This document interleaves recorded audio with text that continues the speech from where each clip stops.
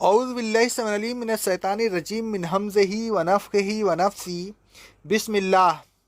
سورہ بقرہ کی آیت نمبر 172 اور 173 کی تفسیر چل رہی ہے۔ اللہ تبارک و تعالیٰ نے اس آیت میں حرام اور حلال کے متعلق بیان فرمایا ہے۔ چوتھی چیز جو اللہ تبارک و تعالیٰ نے حرام قرار دی وہ چیز ہے جو اللہ تبارک و تعالیٰ کے علاوہ کسی دوسرے کے نام پر دی گئی ہو، کسی دوسرے کے نامزد کر دی گئی ہو، کسی دوسرے کو چڑھائی گئی ہو، کسی دوسرے کے نام پر پکاری گئی ہو، کسی دوسرے کی نذر کی گئی ہو، کسی دوسرے کے نام پر وقف کی گئی ہو، کسی دوسرے کے نام پر ذبح کی گئی ہو، یا کسی دوسرے کے آستانے پر ذبح کی گئی ہو۔ اللہ تبارک و تعالیٰ فرماتا ہے سورہ مائدہ کی آیت نمبر 3 میں، تم پر مردار، خون، خنزیر کا گوشت اور وہ چیز جن پر غیر اللہ کا نام پکارا گیا ہو حرام کر دی گئی ہے، اور وہ جانور بھی تم پر حرام کر دیے گئے ہیں جو گلا گھونٹ کر مر جائے، چوٹ لگنے سے مر جائے، گر کر مر جائے، یا سنگ لگنے سے مر جائے، سوائے ان کے جن کو تم مرنے سے پہلے ذبح کر لو، اور وہ جانور بھی تم پر حرام کر دیے گئے ہیں جو آستانوں پر ذبح کیے گئے ہوں، اور تم پر یہ بھی حرام ہے کہ تم تیروں کے ذریعہ قسمت کا حال معلوم کرو، یہ تمام کام گناہ کے ہیں۔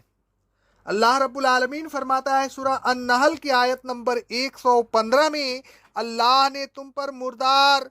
خون، خنزیر کا گوشت اور وہ چیز حرام کر دی ہے جس پر اللہ کے علاوہ کسی اور کا نام پکارا گیا ہو۔ رسول اللہ صلی اللہ علیہ وسلم فرماتے ہیں، صحیح مسلم کی حدیث ہے، اللہ کی لعنت ہے اس شخص پر جو اللہ کے علاوہ کسی اور کی نذر کے لیے ذبح کرے۔ اس حدیث سے معلوم ہوا کہ جو شخص اللہ تبارک و تعالیٰ کے سوا کسی اور کی نذر کے لیے ذبح کرے یا کسی اور کے نام پر قربانی کرے وہ ملعون ہے۔ اللہ تبارک و تعالیٰ فرماتا ہے سورہ مائدہ کی آیت نمبر 90 میں، اے ایمان والو، بے شک شراب، جوا، آستانے اور فال نکالنے کے تیر یہ سب شیطانی عمل ہے، ان سے بچو تاکہ تم فلاح حاصل کر سکو۔ اس آیت سے بھی معلوم ہوا کہ غیر اللہ کے آستانوں پر ذبح کرنا شیطانی کام ہے، جیسا کہ سورہ مائدہ کی آیت نمبر 3 کے حوالہ سے اوپر گزر چکا ہے۔ حضرت عبداللہ بن عمر رضی اللہ تعالیٰ عنہ فرماتے ہیں، صحیح بخاری کی حدیث ہے، وحی نازل ہونے سے پہلے ایک دن بلدہ کے نصیب میں رسول اللہ صلی اللہ علیہ وسلم کی ملاقات زید بن عمرو بن نفیل سے ہوئی۔ رسول اللہ صلی اللہ علیہ وسلم کے سامنے ایک دسترخوان لایا گیا جس پر غیر اللہ کے نام کی کوئی چیز تھی۔ رسول اللہ صلی اللہ علیہ وسلم نے اس کے کھانے سے انکار کر دیا۔ پھر وہ دسترخوان زید کے سامنے رکھا گیا تو انہوں نے بھی کھانے سے انکار کر دیا اور کہا، میں بھی ان ذبیحوں کا گوشت نہیں کھاتا جو تم اپنے آستانوں پر ذبح کرتے ہو، اور نہ کوئی اور چیز کھاتا ہوں سوائے اس چیز کے جس پر اللہ کا نام لیا گیا ہو، یعنی میں غیر اللہ کے نام کی چیز یا غیر اللہ کے نام پر ذبح کیا ہوا جانور نہیں کھاتا۔ اس حدیث سے معلوم ہوا کہ رسول اللہ صلی اللہ علیہ وسلم نبوت سے پہلے بھی غیر اللہ کے نام کی چیز نہیں کھاتے تھے۔ حضرت ثابت بن الضحاک رضی اللہ تعالیٰ عنہ فرماتے ہیں، ابو داؤد کی حدیث ہے سند صحیح سے، رسول اللہ صلی اللہ علیہ وسلم کے عہد میں ایک شخص نے بوانہ نامی مقام پر ایک اونٹ ذبح کرنے کی نظر مانی۔ پھر رسول اللہ صلی اللہ علیہ وسلم کے پاس آیا اور کہا میں نے بوانہ کے مقام پر ایک اونٹ ذبح کرنے کی نظر مانی تھی، کیا میں اسے پورا کر سکتا ہوں؟ رسول اللہ صلی اللہ علیہ وسلم نے لوگوں سے پوچھا کیا وہاں ایام جاہلیت کے بتوں میں سے کوئی بت تھا جس کی پرستش کی جاتی تھی؟ لوگوں نے کہا نہیں۔ رسول اللہ صلی اللہ علیہ وسلم نے فرمایا کیا وہاں کافروں کی عید میں سے کوئی عید ہوتی تھی؟ لوگوں نے کہا نہیں۔ رسول اللہ صلی اللہ علیہ وسلم نے اس شخص سے فرمایا اپنی نظر پوری کرو۔ اس حدیث سے معلوم ہوا کہ بتوں کے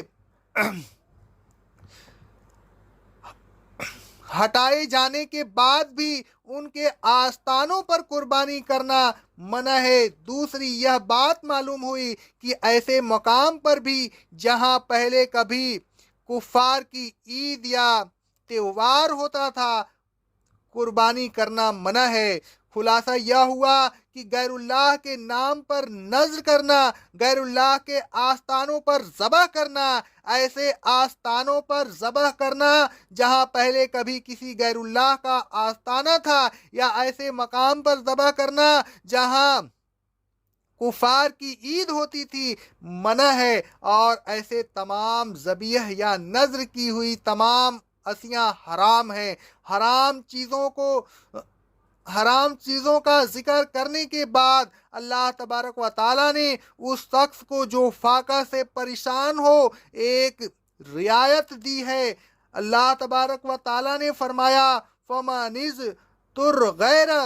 بَاغٍ وَلَا عَادٍ فَلَا ثُمَّ عَلَيْهِ، جو شخص مجبور ہو جائے تو وہ اگر ان حرام چیزوں میں سے کچھ کھا لے تو اس پر کوئی گناہ نہیں ہوگا، بشرطے کہ نہ اللہ تبارک و تعالیٰ کے حکم سے بغاوت کی نیت ہو اور نہ حد ضروری سے زیادہ کھائے۔ اللہ تبارک و تعالیٰ ایک اور جگہ فرماتا ہے، سورہ انعام کی آیت نمبر 120 میں اللہ تبارک و تعالیٰ نے جو چیزیں تم پر حرام کی ہیں ان کو اچھی طرح وضاحت کے ساتھ بیان فرمایا دیا ہے۔ ان چیزوں کو ہرگز نہ کھاؤ سوائے اس صورت کے کہ تم فاقہ سے مجبور اور مضر ہو جاؤ۔ اللہ تبارک و تعالیٰ فرماتا ہے سورہ انعام کی آیت نمبر 146 میں، جو شخص فاقہ سے مجبور ہو جائے اور ان حرام چیزوں میں سے کھا لے بشرطے کہ نہ حکم الہی سے بغاوت کی نیت ہو اور نہ حد ضرورت سے زیادہ کھائے، تو اے رسول صلی اللہ علیہ وسلم آپ کا رب اس کو معاف کرے گا، بے شک آپ کا رب معاف کرنے والا اور رحم کرنے والا ہے۔ ایک اور جگہ اللہ رب العالمین فرماتا ہے سورہ النحل کی آیت نمبر 115 میں، جو شخص فاقہ سے پریشان ہو جائے اور وہ ان حرام چیزوں میں سے کھا لے بشرطے کہ نہ بغاوت کی نیت ہو اور نہ حد ضرورت سے زیادہ کھائے، تو اللہ تبارک و تعالیٰ اسے معاف کر دے گا، اس لیے کہ بے شک اللہ تبارک و تعالیٰ معاف کرنے والا اور رحم کرنے والا ہے۔